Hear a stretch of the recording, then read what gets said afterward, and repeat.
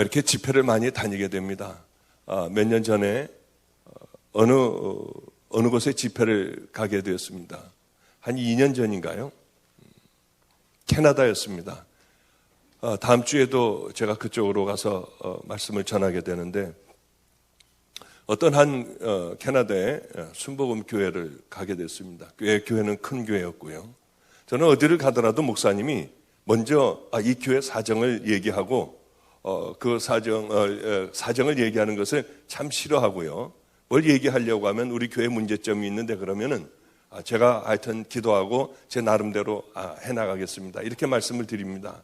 왜냐하면 미리 그 교회의 사정을 알게 되면 자꾸 그쪽으로 초점이 맞추게 되니 성령님께서 함께하여 주시는 그 말씀을 어쩌면 빗나가게 할 수 있거든요. 어제도 참 특별한 날이었습니다. 어제도 사실은 이제 강도 만난 자의 이웃이 누구이겠느냐, 가서 너도 이와 같이 하라 하는 그 말씀을 가지고 제가 성경 본문을 읽고 그것을 하려고 하면서 잠깐 다른 곳으로 갔다가 영원히 그 본문으로는 돌아오지 못하고 본문하고는 상관없는 그런 말씀만 이렇게 하다가 내려갔습니다. 분명히 어제도 성령님께서 그렇게 이제 그쪽으로 제 입술을 열게 해주신 것을 분명히 압니다. 그래서 이제 그 교회를 갔더니 목사님이 먼저 식사를 하는 자리에서 목사님, 저는 평생의 소원이 하나가 있습니다. 저 사람 하나만 없으면 저는 목회가 아주 수월하게 풀릴 것 같은데 저 사람 때문에 기분 좋은 일 있다가도 그 사람 생각하면 영 기분도 안 좋아지고요. 하여튼 아침에 눈을 뜨고 뭔가 기분 나쁜 일이 있구나 하고 생각해 보면 그 사람이라는 거예요. 그 사람 때문에 그러니까 목사님, 이번 집회에 다른 거 아무것도 변화되지 않아도 좋고 어떤 일 일어나지 않아도 좋으니까 저 사람 하나만 변화될 수 있게 해달라고 하는 거예요. 그럼 제가 그런 능력이 있습니까? 그 사람을 탁 꼬집어서 제가 어떻게 그 사람을 변화시킬 수가 있겠어요? 저는 그런 능력은 없고 하여튼 제가 하던 대로 늘 하나님께서 너는 평생 이것을 가지고 이 주제로 말씀을 전해라 했으니 저는 그 말씀을 전하겠습니다. 저는 정말 주님이 그러셨거든요. 너는 평생 이것을 전해라. 많은 크리스찬들이, 수많은 종들이 다 지옥으로 가고 있으니 너는 그들의 신앙과 믿음을 스스로 꺼내보며 내 신앙과 믿음이 과연 천국 가는 믿음인가, 지옥 갈 믿음인가 스스로 깨닫고 선택하게 하여 좁은 길로 들어가고 진정한 믿음이 무엇인가를 늘 가르치게 해라, 가르쳐라. 그 말씀을 해서 저는 지금까지 죽도록 하라고 해서 지금까지 이렇게 왔거든요. 저는 사실 제일 부러운 게 있습니다. 우리 아이들을 보면서 제일 부럽습니다. 왜냐하면 이 아이들은 젊은 날에 그 모든 삶들을 하나님 앞에 바치니까요. 저는 근 40년 가까이를 그냥 세상적인 삶을 살다가 나머지 후반부에 찌끄러기 인생을 하나님 앞에 드린다는 게 너무나도 죄송했어요. 주님은 제게 이렇게 말씀하셨습니다. 내 남은 삶을 다 그렇게 죽도록 충성해라. 그래서 저는 사실 1년에 한 주라도 두 주라도 쉬고 싶지만은 그러지 못하고 지금까지 그렇게 살아왔습니다. 이제 거기 가서도 이제 그 말씀 때문에 참 신경이 많이 쓰이면서 자꾸 설교를 하면서도 머리가 하얀 그분을 자꾸 쳐다보게 되는 거예요. 이렇게요. 저분이 은혜를 받나 안 받나. 그런데 은혜 받기는 그냥 조금도 은혜를 받지 못하는 거예요. 이 할아버지는 어떤 할아버지냐면 아내하고 함께 사는데요. 성격이 굉장히 괴팍해서 지팡이를 짚고 교회를 나온답니다. 그래가지고 자기 마음에 안 들면 지팡이로 부인을 패는 거예요. 사람들 많은 데서요. 그리고 막 다 이런 데도 막 다 때리고 이런 데도 다 깨때리고 하는 거예요. 그러니 목사님에 대하여는 이 자기가 옳다고 생각하는 것에 대하여 얼마나 주장을 하겠습니까? 그래서 도무지 이게 교회가 잔잔할 날이 없는 겁니다. 그리고 월요일 날도 변화 이렇게 실검일검 봐도 변화받지 않는 것 같고요. 화요일 날도 그렇고 수요일 날 이제 마지막 날이 금요일, 토요일, 주일이었는데 주일 날 주일날 오전까지도 변화된 조금도 조짐이 안 보이는 거예요. 딱 이렇게 하고 눈 감고 그냥 가만히 있고요. 너무나도 감사하게 이제 거의 끝 무렵에 이분이 울기 시작을 했어요. 얼마나 하나님 앞에 감사했는지요. 그래서 이제 집회를 끝나고 모른 척하고 나가는데 할아버지가 지팽이를 짚고 저에게 왔습니다. 그러면 나는 잘못 살았다는 게 분명한데 어떻게 해야 되느냐요. 그걸 가르쳐 달래요.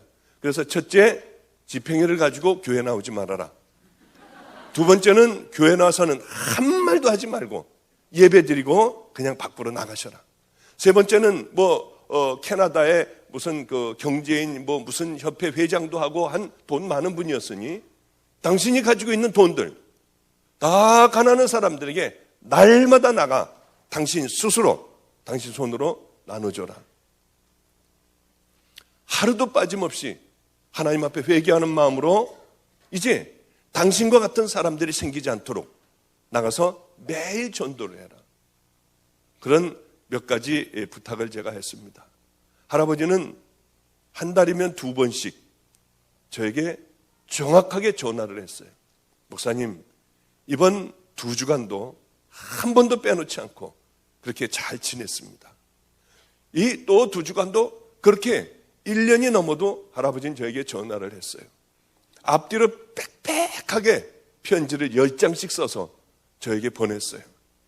이 하나님 앞에 사죄하는 편지, 참회하는 참회록을 저에게 꾸준하게 그렇게 보내셨어요.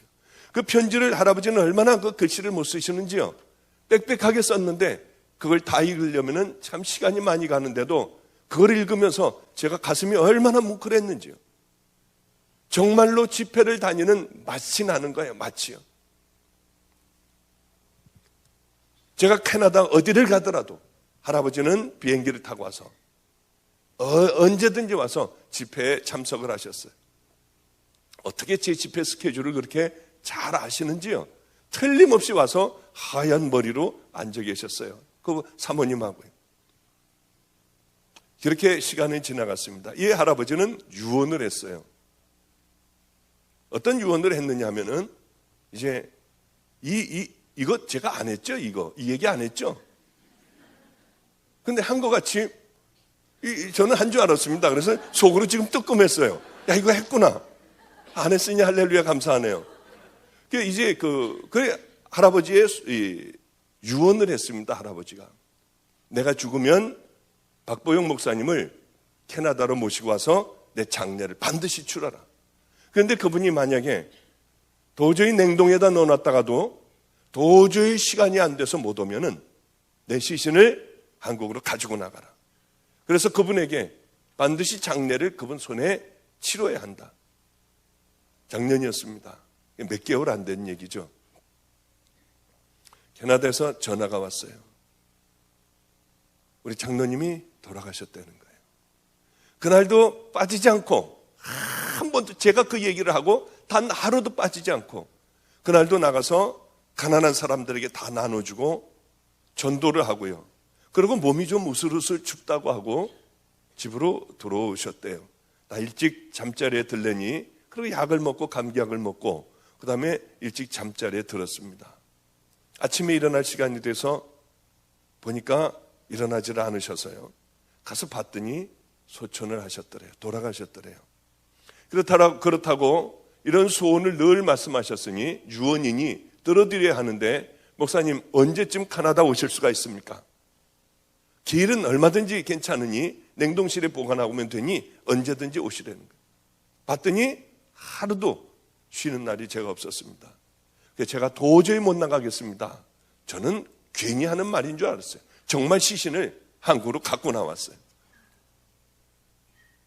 그래서 이제 이분의 형제들이 11명인가 그렇게 됐는데 대한민국에서 다 막강한 사람들이었습니다. 그래도 다들 어떤 그 정치에서 또 이 교수로 의사로 뭐 하여튼 이런 부분에서 다 아주 유명한 사람들이었어요. 그분은 사대부 집안의 그런 자손이었습니다. 그래 이제 그 시신을 가지고 와서 제가 제 스케줄에 맞게 이제 장례식을 하게 됐습니다. 그 일대가 그 일대가 전부 그 사람들 다 땅이었어요. 문중 땅이었습니다. 어쩌면 차들이 그렇게 엄청나게 큰 차들이요. 틈이 없을 정도로 그 시골에 틈이 없을 정도로 아주 시커멓게 다 차들로 가득 차 있었어요. 이 사람들은 다 유교 집안들이었습니다. 그 예전에 몇백 년 된 그 집을 그대로 수리해서 그대로 그 안에서 거기서 이제 모든 얘기도 하고 식사도 하고 하게 됐는데 이런 얘기를 하는 거예요. 5분 이상 하지 말아라. 좋은 얘기를 짧게만 해달라. 그래서 제가 성령님에게 여쭙습니다. 성령님, 5분 이상 하지 말래요. 짧게 하래요. 성령님, 어떻게 해야지 될까요? 저는 어떻게 해야 될지 몰라요. 이 짧은 얘기를 하래요. 성령님이 제게 말씀하셨어요. 부흥 집회를 해라. 그러니 이럴 때가 제일 황당하거든요. 저는 우리 아이들이 이렇게 가끔 가다 어떻게 어려움을 당할 때가 있습니다. 그러면은 조용한 이 판사들이 이제 이 재판을 하는데요. 제 마음에 일어나라. 그때가 정말 힘든 거예요. 그때 어떻게 일어나요, 거기서요? 그러나 한 번도 어겨본 적이 없어요. 일어나서 저 아이를 나를 달라고 했어요. 그러면은 제가 교도소 보내는 것보다 잘 키우겠다고요. 그러면 법정 소란으로 구류가 얼마고 벌금이 얼마니까 떠들지 말래요. 그래도 저는 그렇게 해달라고 했어요.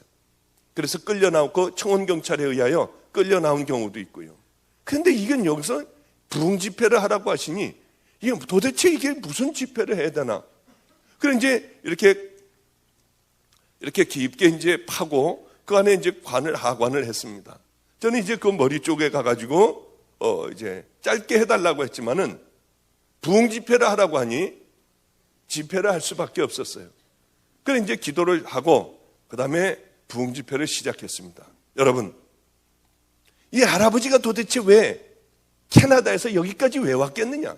왜 캐나다에서 깨끗하게 끝낼 수 있는 것을 왜 여기 와서 들어놓여 있으며 도대체 뭘 얘기하려고 여기 들어놓여 있느냐? 이 할아버지가 지금 1분 동안 살아나서 여러분들에게 얘기를 한번 한다면 어떤 얘기를 하겠느냐?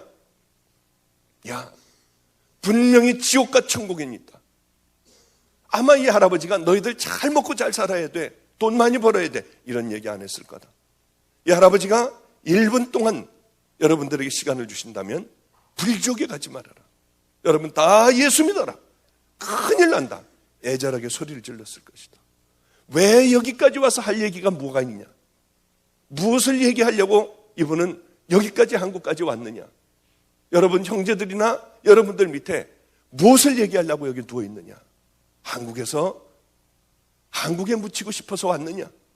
그렇지 않지 않느냐? 그러면서 복음을 전하기 시작을 했어요. 천국 얘기를 하기 시작을 했고 예수 그리스도가 왜 이 땅에 왔는지 얘기를 시작을 했어요. 얼마나 한 줄 아세요? 40분간을 했어요.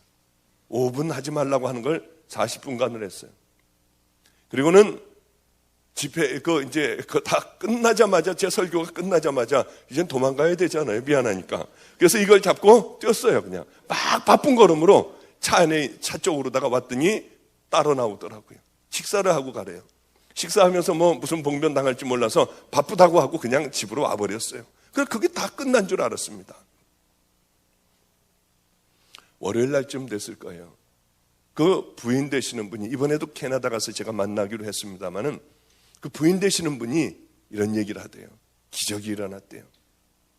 거기 있는 분들이 예수를 그 형제들이 다 믿기로 하고요.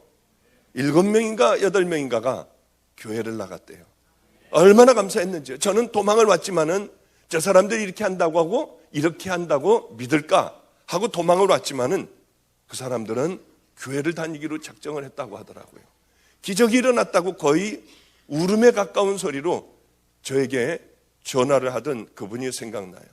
여러분, 하나님의 말씀은 아무것도 아닌 것 같아요. 제가 만약에 저 사람들이 이 예수 믿지도 않는 사람들에게 예수 얘기를 했다가 괜히 반감만 사지 않겠어? 그리고 좋은 얘기를 했다면은요, 아마 어떤 일도 일어나지 않았을 거예요. 그분 형제들만 그 정도였지, 흔한 많은 사람들이, 왔던 사람들도 분명히 결단하는 사람들이 있었으리라고 생각합니다. 여러분, 내 생각은 버려야 해요. 아무리 내 생각이 옳은 것 같아도, 이 예수를 믿는다고 하는 건 참으로 어리석은 것 같아도 우리가 그분의 말씀을 따라서 살면은 깜짝 놀랄 만한 일들이 생기는 겁니다. 여러분, 꼭 주님의 말씀에 순종하는 여러분들이 되시길 바랍니다. 그냥 그 생각이 나서 먼저 좀 말씀을 드렸어요. 아까 오자민 목사님께서 그런 말씀을 하시더군요. 저보고 멘토가 돼달라고 하세요. 뭐 멘토는 제가 그 자격이 있으면은 모르는데 뭐 아무 자격이 없어서 오히려 정말입니다. 제가 어제 여기서 이제 목사님이 울면서 기도를 하시면서 나는 목사도 아니에요. 그럴 때 주님, 저분을 내 멘토로 삼게 해주세요. 저분이 제 스승이 되게 해주세요. 정말로 그 마음을 가졌었어요. 정말입니다. 제가 오히려 어제 저 자리에서 회개를 얼마나 많이 했는지요. 이렇게 한 사람이 밀어주면 또 한 사람이 또 밀어주는 그게 있어야 돼요. 하여튼 저는 하나님을 이렇게 만나고 이제 산으로 들어갔습니다. 저를 아무도 불러주는 사람이 없었어요. 이 전도사로 누가 저를 불러줘야 할 텐데 아무도 불러주지 않았습니다. 그래서 이제 이루리집이라는 곳에 거기 가서 운전도 하고요. 뭐 찬양 인도를 하라고 하면 찬양 인도도 하고, 뭐 시장을 간다고 하면 얼른 차를 몰고 그렇게 이제 장도 보고 함께 그런 일을 했습니다. 이 신학대학을 갔는데 신학대학원을 이제 의사를 하다가 신학대학원을 가서 참 가슴이 두근거리면서 가서 신학대학원에 가서 앉아서 공부를 했어요. 그런데 얼마나 황당한지 교수들이요, 별의별 놈의 소리들을 다 하는 거예요. 예수님이 물 위를 걷지 않으셨대요. 그것은 해가 이렇게 뉘엿뉘엿 질 때 저 멀리서 사람들이 바라보니 배도 하나 띄어 있었고요. 몇 명이 걸어 다니는 게 꼭 물결 위를 걷는 것 같은 거지 정말로 이 예수님이 물을 걸으실 수가 있느냐는 거예요. 이런 얘기서부터 시작을 하여 출애굽은 없었답니다. 분명한 건 출애굽은 없었대요. 왜 그러냐면 애굽의 그 역사가 전부 기록이 되어 있답니다. 그런데 몇십만 명이 빠져나가는 그것보다 훨씬 작은 일들도 알려져 있는데 그런 큰 역사는 기록이 안 됐다는 거예요. 그걸 보고 얼마나 기가 막힌지요. 그래, 거기서부터 저는 신학 공부를 하나도 안 했습니다. 뒤에서 그저 수업 시간만 되면 주님, 저 교수의 입을 좀 닥치게 해주세요. 내가 만났던 그 하나님을 저 사람도 좀 만나게 해서 저런 거 얘기 좀 못하게 해주세요. 저는 그러고만 있었어요. 정말 그렇게 기도하면서 그렇게 대부분의 시간들을 다 보냈어요. 드디어 제가 거기에 그 학교에 영성 그런 수련회를 가게 됐습니다. 강사로 가게 됐어요. 그 교수들이 앉아 있더라고요. 때는 이때라고 생각을 했어요. 그러고서 제가 하고 싶은 말들을 막 퍼냈어요. 이 사탄들이 제일 먼저 장악하는 곳이 어디냐? 신학대학이고요, 교회예요. 교회에 이 방해꾼들을 이렇게 군데군데 심어놓고요, 흔들게 하고, 또 신학대학도 그 사람들만, 중요한 사람들 몇만 잡아놓으면은 굉장하더라고요. 굉장해요. 개피나 돼지피나 예수의 피나 똑같다고 가르치더라고요. 어떻게 그런 얘기를 어떻게 해요? 홍정숙 교수나 변선한 교수 이런 사람들은요, 거침없이 그런 얘기들을 해댔어요. 얼마나 무섭고 충격적인지요. 그분들은 다 돌아가셨어요. 돌아간 게 아니라 그분 다 죽었어요. 그 교수들은 다 죽었어요. 그런 곳에서 정말 그런 얘기를 들으며 얼마나 기가 막혔는지요. 그리고 이제 다 끝나서 어디로 전도사로 나가야 되는데 불러주는 것도 없더라고요. 그래서 봤더니 게시판에 전도사 급구 이렇게 써 있는 거예요. 이제 아무도 저를 불러주지 않으니 다들 이제 선교사로 나간다, 어디 교육자로 나간다, 전도사로 나간다, 개척을 한다 하는데 저는 갈 데가 없더라고요. 그 전화를 슬쩍 이제 외워가지고 이제 와가지고 전화를 거는 거예요. 아, 여보세요? 예, 전도사를 구한다고 해서 신뢰를 무릅쓰고 죄송합니다만 전화를 드렸습니다. 그럼 목소리가 이제 이게 전도사 이게 20대에 같지가 않고 좀 중후한 목소리고 예의가 바르니까 몇 살이시냐요? 참 40 몇 살입니다. 그러면은 우리 담임 목사님보다 더 나이가 많아서 안 되겠다고 그래요. 그 다음에 이제 또 이렇게 보면 또 하나가 걸려 있어요. 이번에는 좀 목소리를 발랄하게 해야겠다 하고 여보세요? 예, 거기 전도사 구하신다고요? 그러고서 이제 오라고 하면은 이력서를 써갖고 오라고 그래서 이력서를 쓰면은 세상 이력서는 쫙 쓸 수가 있는데 이 하나님 나라에 와가지고 이 이력서는 졸업 예정, 대학원 졸업 예정 이거 하나밖에는 아무것도 없는 거예요. 그래서 이제 그거 하나만 달랑 써가지고 다른 거 아무것도 쓸 거 없고 그거 하나만 달랑 써가지고 나이는 이제 잔뜩 먹어서 그 나이를 집어넣고요. 그리고 그걸 갖다 주면은 한심하듯이 봐요. 세상에서 방황하셨군요. 나중에 하나님을 만나셨군요. 이거 놓고 가래요. 집에다가 전화해 줄 테니까. 아무리 전화를 기다려도 전화는 오지 않았어요. 이게 이르리 집이라 하는 곳에서 운전을 하고 그냥 그 이런저런 일을 하고요. 참 마음 아픈 일도 많았습니다만은 열심히 거기서 일했어요. 열심히 나름대로 일했어요. 그러고 있다가 거기서도 쫓겨나게 됐어요. 거기서도 쫓겨나서 산으로 들어갔습니다. 산으로 들어가서 2년 동안 성경 보고 마을하고 뚝 떨어져 있는 애장터, 애들이 죽으면 묻는 그곳에 반잣집이 하나가 있었습니다. 그곳에 들어가서 2년 동안 성경을 읽고 이제 열심히 기도를 했어요. 성경을 읽고 또 읽고 또 읽고 했어요. 새벽에 일어나서 이제 눈을 뜨고 성경을 읽기 시작하면 밤이 되면은 이제 모든 것들이 한 번이 끝나요. 다 한 번 끝나게 돼요. 그게 신약을 하루에 한 번씩 읽는 거예요. 읽고 또 읽고 2년 동안 읽고 기도하다가 보니 성경이요, 이 2글자로 줄여졌습니다. 어디 이 교회에 얼마나 실력이 있는가 볼까요? 2글자로 성경이 줄여졌어요. 뭐겠습니까? 예수, 또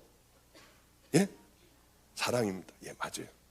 예수도 맞고 사랑도 맞는데 사랑이 더 맞습니다. 사랑의 얘기였어요.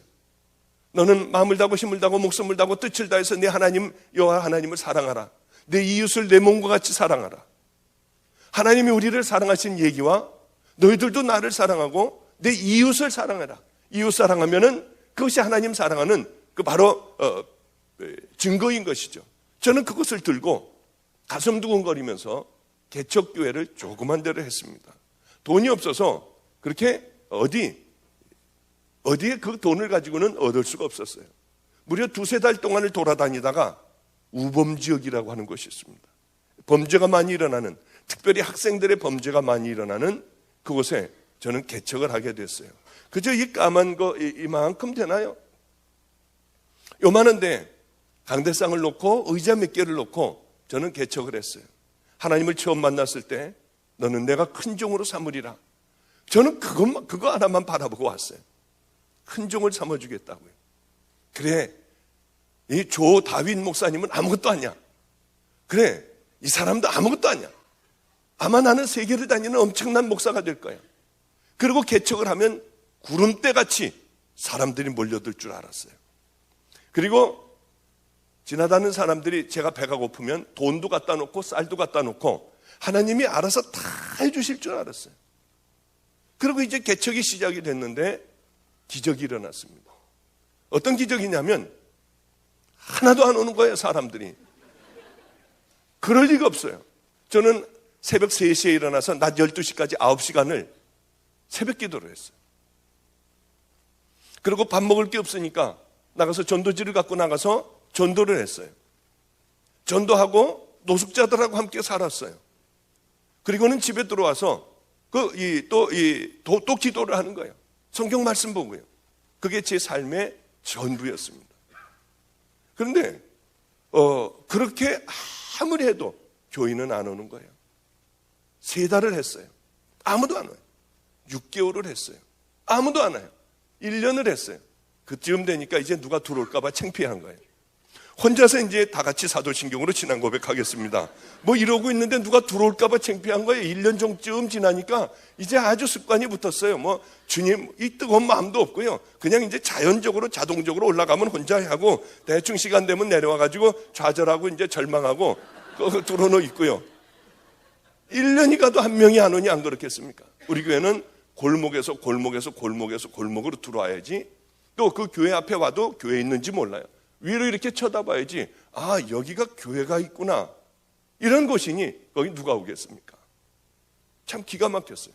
그러다가 어떤 한 분이 비가 오는 날에 여자아이를 데리고 하나를 업고 애기 엄마가 들어왔습니다. 얼마나 가슴이 뛰는지요. 주일날 11시 예배를 드릴 때였어요. 야, 이거 어떻게 하지? 설교는 무슨 설교를 준비해요? 아무도 없는데 무슨 설교를 준비해요? 그냥 와가지고 그냥 되든 안 되든 이런 소리, 저 혼자니까 저런 소리 하다가 끝내버리는 거예요. 그런데 이 사람이 하나가 들어왔는데 가슴이 뛰기 시작을 하는데요. 큰일 났더라고요. 또 뒤에는 앉아있으면 몰라도 거의 앞쪽으로 와서 앉아있는데 하나님, 나 이건 무슨 말을 해요? 어떻게 해요? 횡설수설하는데 다행히 그 사람은 설교를 안 듣고 있었습니다. 애기 기저귀를 갈고 있더라고요. 그리고 애가 뛰어돌아다니면 돌아다니지 못하게 하고요. 하여튼 한 5분, 7분 정도 설교를 얼른 마치고 기도를 하는데 부시럭부시럭 거들이니 나가버렸어요. 하나님, 내게 양을 주셔서 감사해요. 그리고 그 다음 주일 돼가지고 이제 위에서 2층에서 설교 준비고 뭐고 열심히 했죠. 설교 준비를요. 거울 보고 또 열심히 연습하고요. 이 사람 오면 이제 마음을 확 뺏어야겠다고 하는 그런 생각을 하고 이 10시 반서부터 위에서 이 사람이 오나 안 오나 지켜보는 겁니다. 11시가 돼요. 예배 시간이 돼요. 11시 5분이 돼요. 아, 이제 조금 있으면 올 거야. 애 때문에 아직 늦어서 아직 못 올 거야.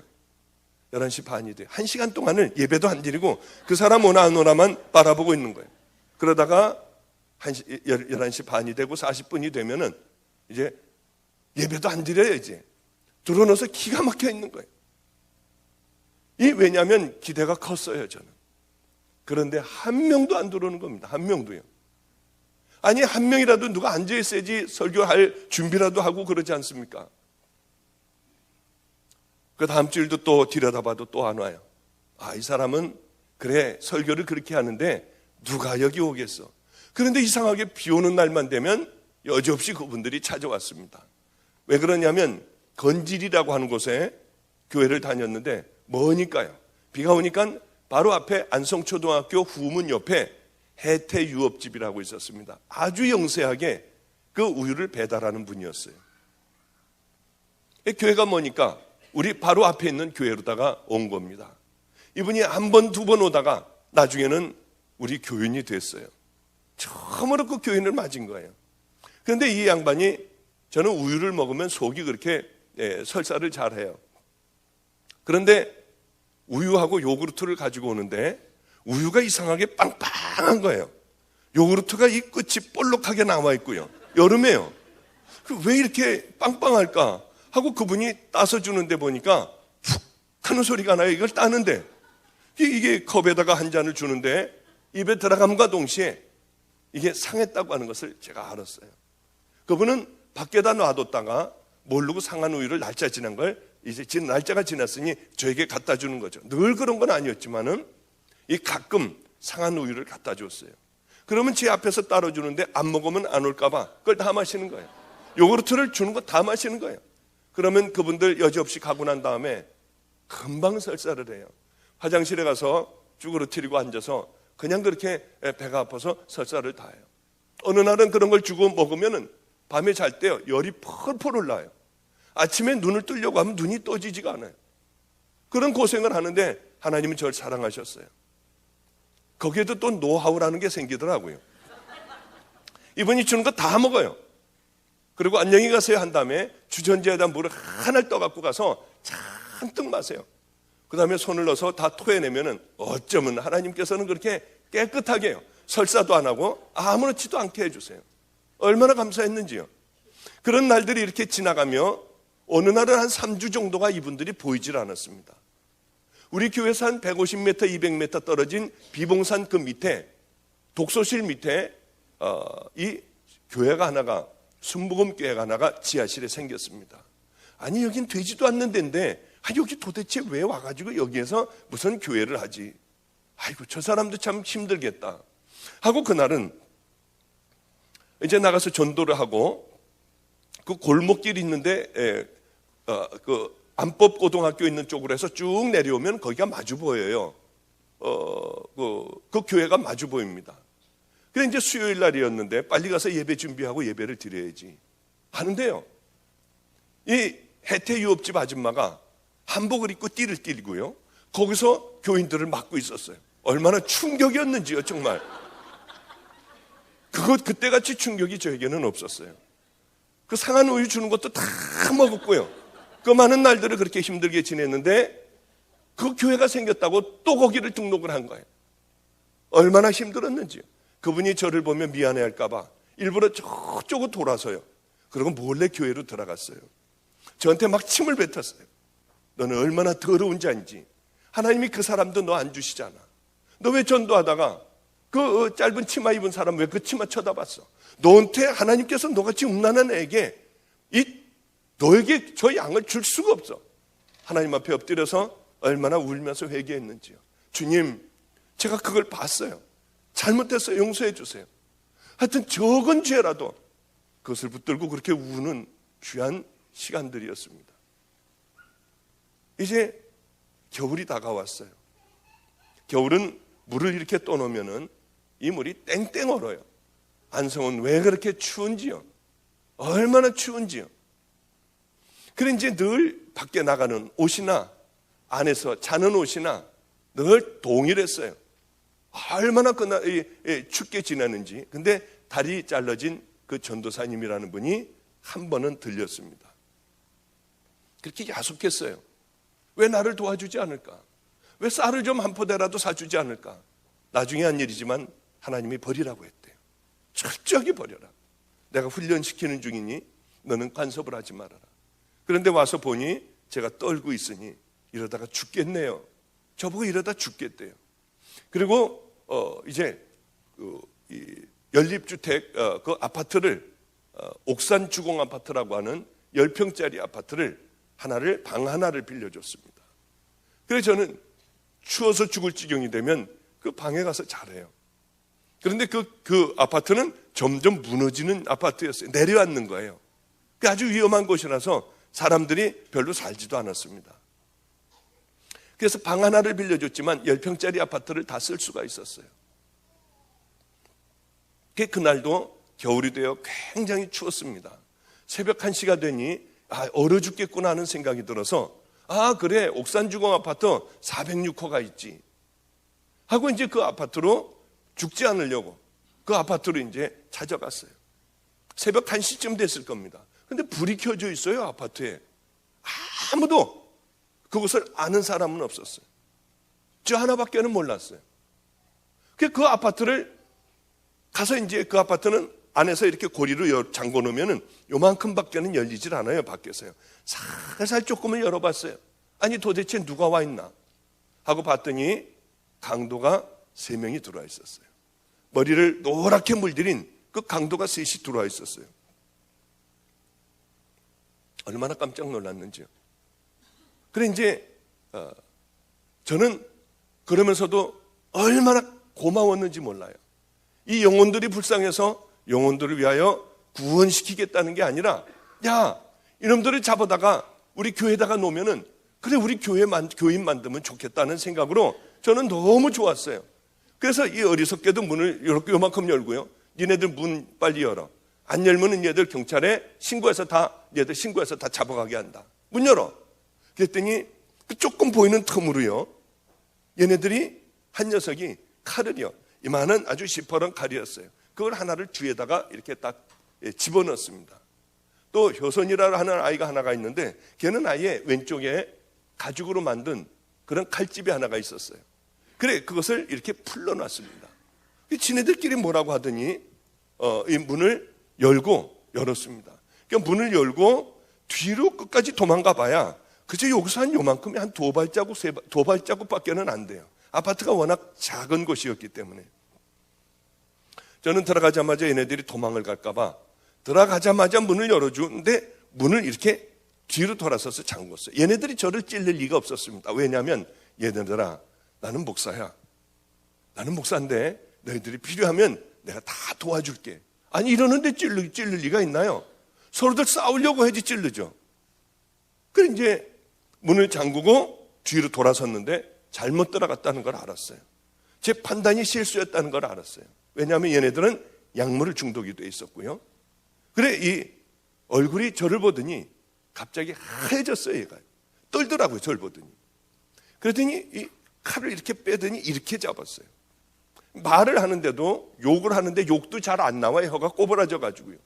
죽여버린다고 하면서 이게 한 두 발자국인데 이렇게 하면서 찌르면 그냥 끝나버리겠더라고요. 근데 얘는 흥분을 해서 바로 잡아가지고 바로 달려왔어요. 얼마나 깜짝 놀랐는지. 잠깐 기다려라.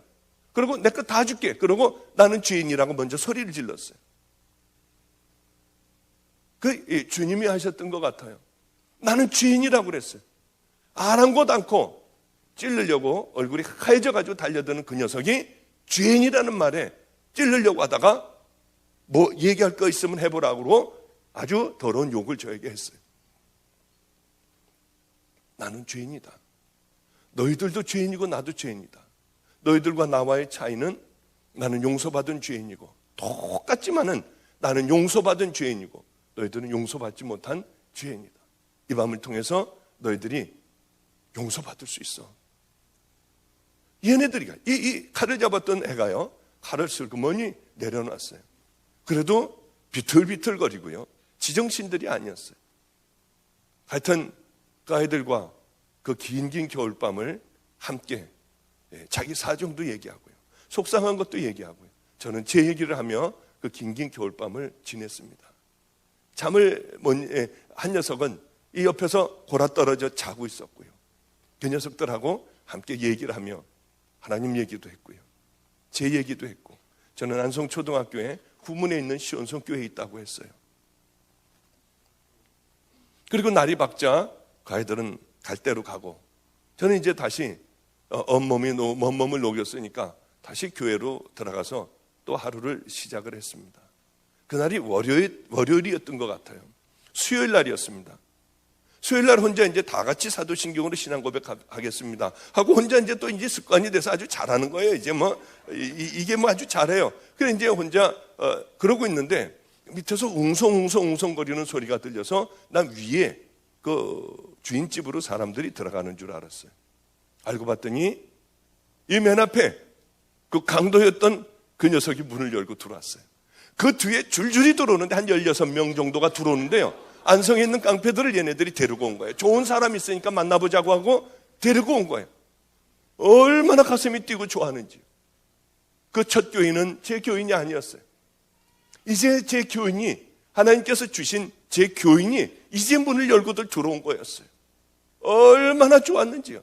여기 아마 그런 아이들 한두 명만 있으면 예배 방해돼서 예배 못 드려요.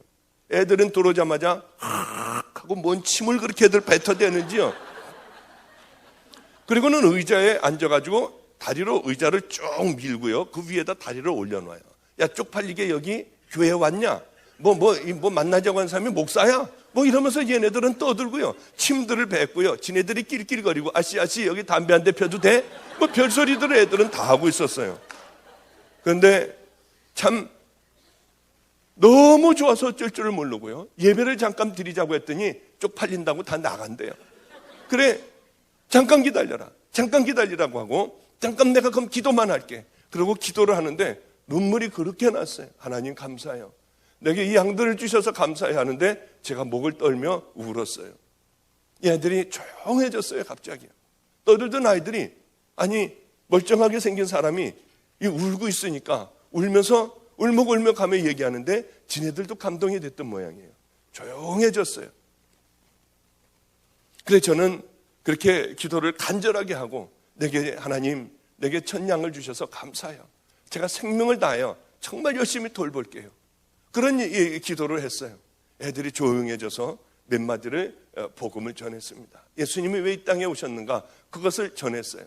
그리고 이제 예배가 끝나고 너희들이 이제 어려우면은 나를 찾아와라. 나는 너희들을 물질적으로 도와줄 수는 없지만은 여기 잘 곳도 있고 이렇게 비를 가릴 곳도 있으니 힘들고 마음이 어려우면 너희들 내게로 오라고 했어요.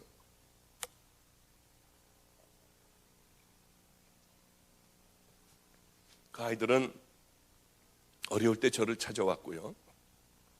또 누가 교도소를 갔다고 하면 저는 열심히 그 아이들을 찾아다니면서 이 교도소에서 말씀을 전했습니다.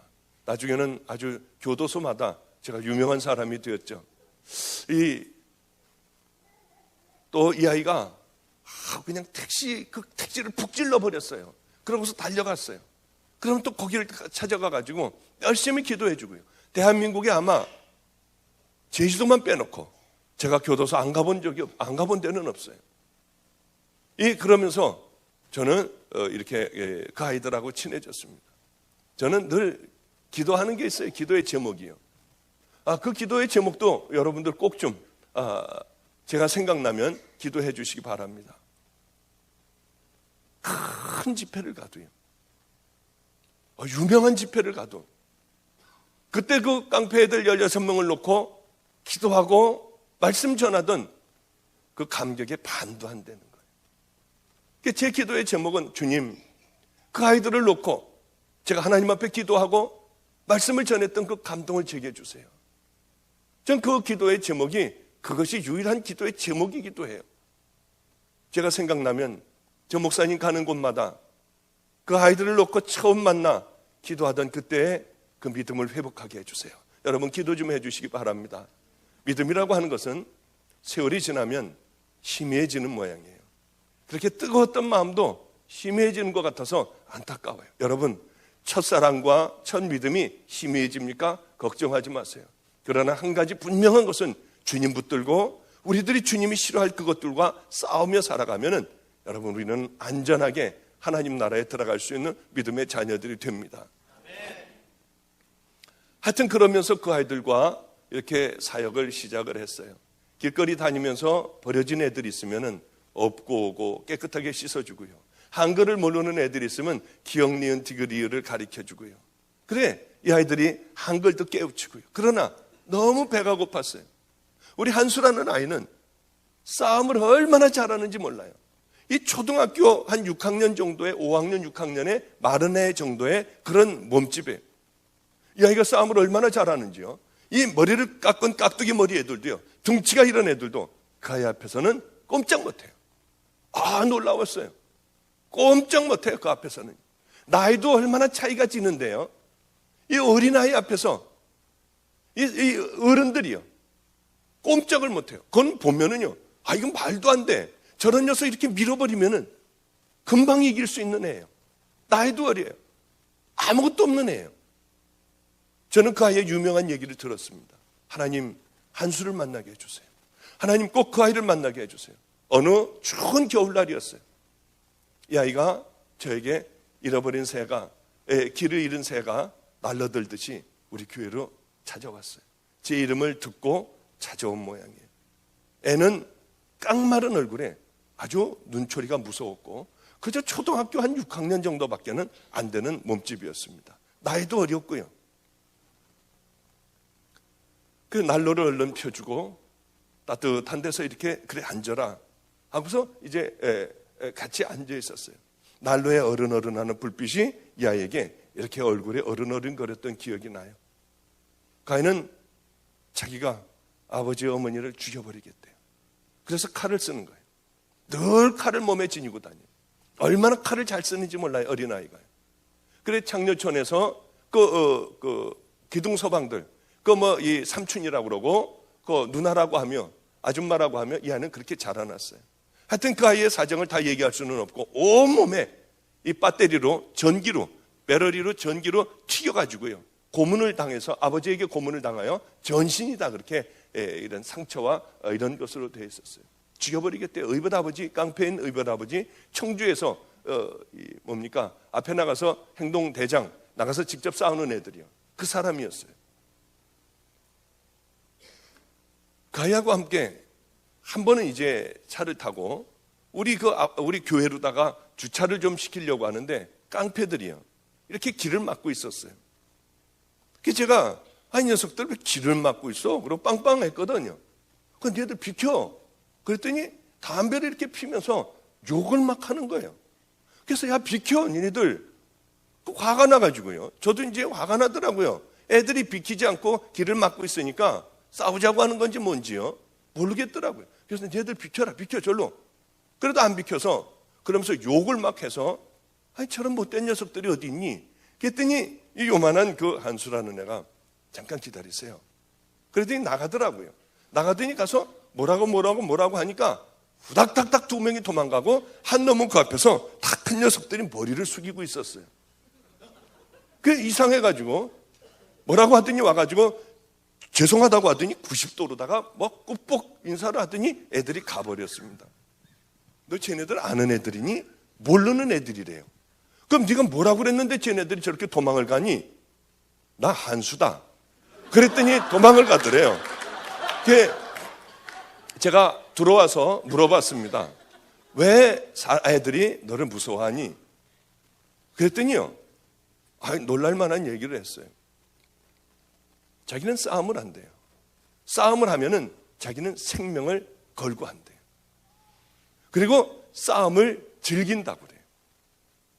즐기고 생명을 건다. 지가 어디서 맞으면은요, 얘는 칼을 갖고 있다가 뒤에 가서 언제고 가만히 보고 있다가 방심하고 뒤에 길을 가르칠 때 그냥 갖다 막 찌르는 거예요. 그게 아무도 얘를 건드리는 애가 없었어요. 얘를 건드리면 자기는 죽는 거니까요. 방심하고 있을 때 죽는 거니까요. 그 아이 얘기를 듣고 제가 이 고난의 현장에서 그래, 이 고난을 즐겨야겠구나. 이것이 어려움이 아니라 하나님께서 내게 주시는 거니 즐겨야겠다고 생각을 하고 생각이 바뀌어졌어요. 한낱 깡패 녀석도, 양아치 녀석도 하찮은 일에 생명을 거는데 나는 이 하나님의 종으로서 엄청난 이 귀한 진리를 가지고 생명을 못 걸고 있는 거예요. 부끄러워하고 과감하지 못하고요. 얘네들은 아무것도 아닌 일에 생명을 걸어요. 그래, 생명을 걸고 살아가야겠다. 내게 주시는 이 고난 언젠가는 끝나는 그날이 있으니 나도 이 고난을 즐겨야겠다. 어려움을 즐기려고 열심히 노력을 했던 그런 기억이 나요. 그렇게 이제 참 얼마나 힘들었는지요. 너무나도 힘들었어요. 노숙자가 있으면 그분을 데려다가 이제 우리 교회에서 매일 성경 공부를 가르치고요. 그래서 드디어 알코올에서 벗어나 이 양반을 가만히 얘기를 들어보니까 예전에 공부를 많이 했던 분이에요. 그런데 아내가 자꾸 예수를 믿자고 하는 거예요. 아주 참 행복한 삶을 살았던 분이에요. 이 부인이 권사님이라서 새벽마다 새벽 기도를 가는 거예요. 여보, 당신도 갑시다. 어느 날 같이 새벽 기도를 따라가고 같이 교회를 다니는 그런 삶을 살았어요. 그런데 새벽을 늘 가지는 못하니까 어느 날 자기는 새벽 기도를 못 가고 자고 있는데 경찰이 들어왔습니다. 아내가 새벽 기도에서 오다가 그만 차에 치여서 세상을 떠난 거예요. 그때서부터 이 교회라고 하면은 아주 이를 악물고요, 싫어하고 떠돌이 생활을 하게 됐어요. 그리고 이제 흘러들어 안성까지 와서 노숙자가 되어버리고 알코올 중독자가 되어 살아가고 있었던 그 할아버지였어요. 그분은 이제 거듭나게 됐습니다. 그분 이제 할아버지 하나님 잘 믿어서 분명히 할머니 어디 갔어요? 천국 갔지? 할아버지도 천국 가셔야 돼요. 이 할아버지는 한문을 잘 알았어요. 우리 아이들에게 칠판을 사다 놓고 한문을 가르쳤고요. 그때서부터 정신을 차리고 리어카에 박스를 줍는 할아버지가 됐습니다. 그러나 역시 자는 곳은 터미널에 있는 그 한대에서 잤어요. 어느 날 할아버지가 우리 자기네 집에 신방을 해달래요. 아니, 이 할아버지가 집도 없는 할아버지인 거 내가 아는데 무슨 신방을 해달라고 그러지? 너무 행복했어요. 저에게는 첫 번째 신방이었어요. 얼마나 가슴이 떨리는지요. 그 할아버지 가시죠. 그래서 저는 터미널 그 공터에서 거기서 해달라고 그러는 줄 알았어요. 그랬더니 안성천이 흐르는 거기에 폐허가 하나가 있었습니다. 집이 다 쓰러져 가고 집 안에 들어가도 천장에서 하늘이 보이는 그런 집이었어요. 할아버지가 박수를 주시면서 온갖 잡동사니를 다 주워다 놨습니다. 웬만한 집에 있는 그 몽땅 다 있어요. 이 냉장고도 있고요. 뭐 선풍기도 갖다 놓고요. 뭐 좀 시원치 않은 거지만은 다 버린 거 주워다 놓은 거지만은요. 소파도 있는데 소파에 앉으시라고 그래서 앉으니까 그렇게 스프링이 자꾸 궁뎅이를 찌르고는 그런 소파였어요. 하여튼 얼마나 감사했는지요. 그래 가가지고 우리 목사님 오셨으니까 이제 대접을 해야겠대요. 이 할아버지는 이빨이 앞에 딱 하나밖에 없습니다. 그리고 다 이제 없어요. 그런데 오랫동안 닦질 않으셔서 그렇게 냄새가 많이 나시고요. 담배하고 술을 많이 하시고 속이 안 좋아서 그런지 하여튼 이렇게 같이만 있으면 악취가 굉장히 많이 입에서도 풍겨요. 그런데 다 갖다 놓은 거예요. 그게 보니까 미숫가루 통 하나하고 설탕가루 통도 하나가 이렇게 있었습니다. 이 스테인리스 국그릇 같은 곳에 수저로다가 이제 갖다 놓고 저를 타주는 거예요. 이 미숫가루를 턱턱 하더니 이렇게 넣더니요. 설탕을 한 숟갈을 넣더니 하고 빠는 거예요, 그거를요. 그래 이제 그다음에 이제 그 냉장고 조그만 냉장고인데 그걸 여니까 플라스틱 통에 물이 들어가 있는데 밥을 먹고 아마 이렇게 왔다 갔다 하면서 들락날락 하면서 잡수시던 거든지 밥풀서부터 고춧가루서부터 아예 밑에는 가라앉아 있고요. 뿌연 그런 물을 꺼내가지고 자기도 모르게 이렇게 흔들어가지고 거기다가 이렇게 담았어요. 이렇게. 그냥 휘휘 짓더니 이렇게 맛을 보더니 싱거웠던 모양입니다. 그러니까 그 미숫가루를 또 이렇게 떠가지고 물에다가 담으니까 이게 떨어지지가 않는 거예요. 그러니까 할아버지의 손은 설명을 드리기가 제가 좀 싫어요. 그 손은요. 그걸로 숟가락에 있는 걸 아이스크림 푸듯이 이렇게 하더니 여기 국그릇에다가 척 하고 발라가지고 다시 그것을 으깨는 거예요. 그리고 또 하고 쪽 하고 또 빨고요. 저를 먹으라고 주는 거는 분명한데요. 그래서 이제 사도신경을 외우기 시작했어요. 저 못 먹겠으니까. 그냥 전능하사 천지를 만드신 하나님 아버지를 내가 믿사오며 그러면서 막 사도신경을 외우고 있는데 다 그렇게 맛을 보고 뭐 왔다 갔다 하더니 먹으라고 하는데 그래서 한 번에 확 다 마셔버렸어요. 그럼 마시고 이제 자 예배 드립시다 해야 되는데 쓸데없는 말을 제가 또 한 번을 했어요. 아, 시원하네요. 그랬더니 할아버지가 그러면 또 한 잔을 다 드린다고 하면서 됐어요. 그래도 그냥 할아버지 막무가내로 시원하다고 하니까 또 똑같은 방법으로 빨고 이제는 여기에 막 더 잘 떨어지도 않으니까 손가락으로 막 이렇게 해가지고 막 집어넣고 맨 마지막에 있는 그 밥풀하고 이 고춧가루까지 다 흔들어가지고 아예 다 덜어 넣었어요.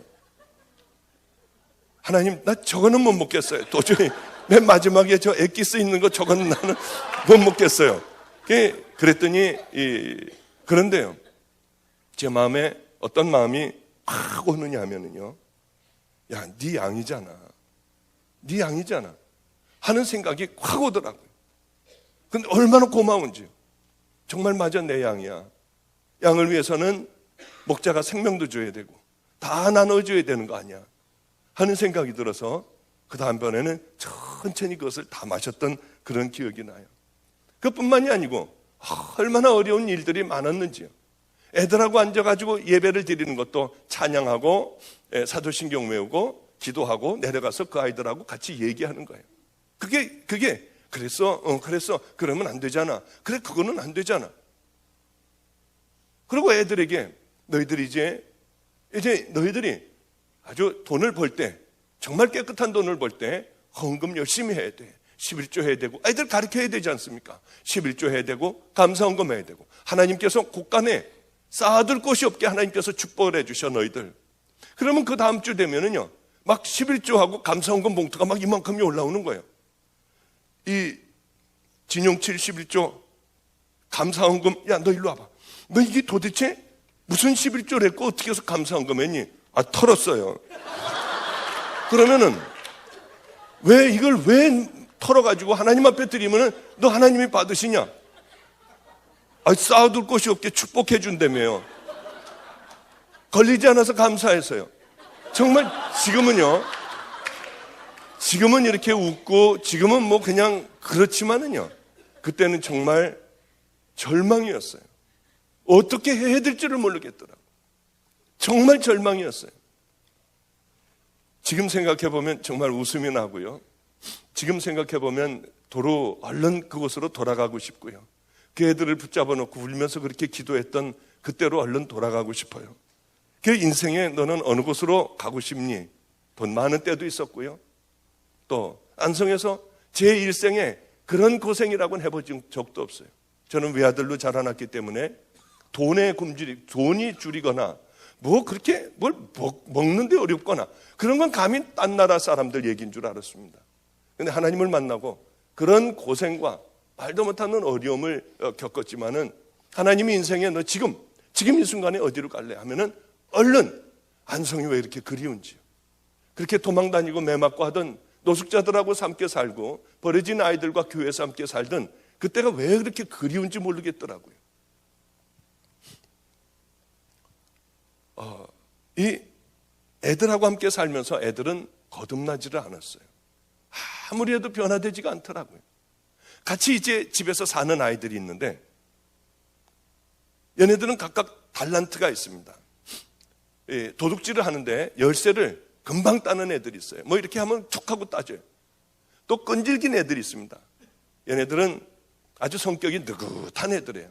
그러면 털동네를 이제 딱 지네들끼리 잡으면은 거기서 노는 거예요. 이제 이거 하고 저거 하고 놀고 혼자서 뭐 끈질긴 애는 놀면서 이 집에는 몇 시에 나갔다 몇 시에 들어오나, 저 집에는 몇 시에 나갔다 몇 시에 들어오나, 중간에 여기에 사람이 있나 없나, 아무데나 문을 두들겨서 영철아 나와 하고 소리 지르면은 아무도 안 나오면은 여기는 빈집이구나. 그리고 누가 이거 누구야 하고 나오면은 이 집은 사람이 있구나. 이건 애들이 다 그걸 만드는 거예요 이제. 그래서 망보는 아이 따로, 들어가는 아이 따로, 이게 열쇠 따는 아이 따로, 먼저 가가지고 정탐을 해서 몇 시에 들어가고 몇 시에 나오는 거, 이러니 얘네들이 걸릴 리가 없죠. 그래 한 번에 여러 집들을 터는 거예요. 이 집 털고 저 집 털고 막 털면서 돌아다니는 겁니다. 그래서 한 번 털면은 다들 안성을 떠나버려요. 대부분 창녀촌 애들 들어가 있고요.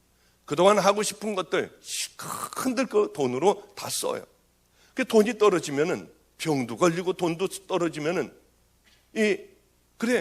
그때 그 목사님하고 살던 그때가 참 행복했는데, 그리고 그리워하다가 돈 떨어지면 다시 돌아와요. 얼마나 기가 막힌지요. 그럼 저는 그 아이들을 다 데리고 다 턴 집에 늘 다녔어요. 한 집도 빼놓지 않고 다녔어요. 얘네들이 도둑질했다는 집에 가서 무릎을 꿇어 애들 다 데리고 갔어요. 한 번만 용서해달라고 그래요. 그러면 얘네들이 250만 원 갖고 갔고 이거 깨뜨려버리고 뭐 이거 다 이런 거 이거 뭐 100만 원이고 얼마 물어주고 얼마 물어달래요. 돈이 있어야지 물어주죠. 라면 먹을 값도 없는데요. 그게 없다고 하고 잘못했다고 하고 이 다음에 꼭 갚겠다고 하면은요, 그때서부터 받는 그 모욕이나 이런 것들은 말도 못해요. 어떤 집에 가면은 이 막노동 하는 분이었어요. 스포츠 머리를 하고 목이 이만큼 두꺼운 분이었어요. 그분이 술이 이렇게 취해 있는데 문을 열고 속상한데 제가 들어간 거예요. 애들 다 데리고 들어간 거예요. 8시쯤 됐을 거예요 아마. 얼마나 매를 맞았는지요. 돈 물어달라고 그래서 없다고 했더니 얼마나 매를 맞았는지. 저도 얼마나 매를 맞았는지 몰라. 애들 무릎 꿇고 있으면 발로다가 막 차가지고 애들이 피투성이가 되고요. 얼마나 무서웠는지요. 그거를 새벽 1~2시까지 하는 거예요. 그걸 안 당해보면 모릅니다. 당해보면은요, 두렵고 발로 차면은 쓰러져서 있고 치욕스럽고요. 얼른 제자리에 가서 나이가 이제 50이 된 나를 그렇게 매맞고요. 기가 막힌 거예요. 기가 막힌 거예요. 그러더라도 애들이 거듭나면 좋아요. 다 치르고 나올 때 되면 지네들끼리 낄낄거리고 웃어요. 마음이 얼마나 무너지는지요. 그 다음 집에 또 가요. 그리고 오면은 또 잘 지내다가 이게 지겨운 거예요. 이게 또 그 여자들하고 놀고 춤추고 술 먹고 하던 게 또 그리워지는 거예요. 또 그러면은 또 그 난리를 법석을 피우고 또 한 차례를 그렇게 곤욕을 치르는 거예요.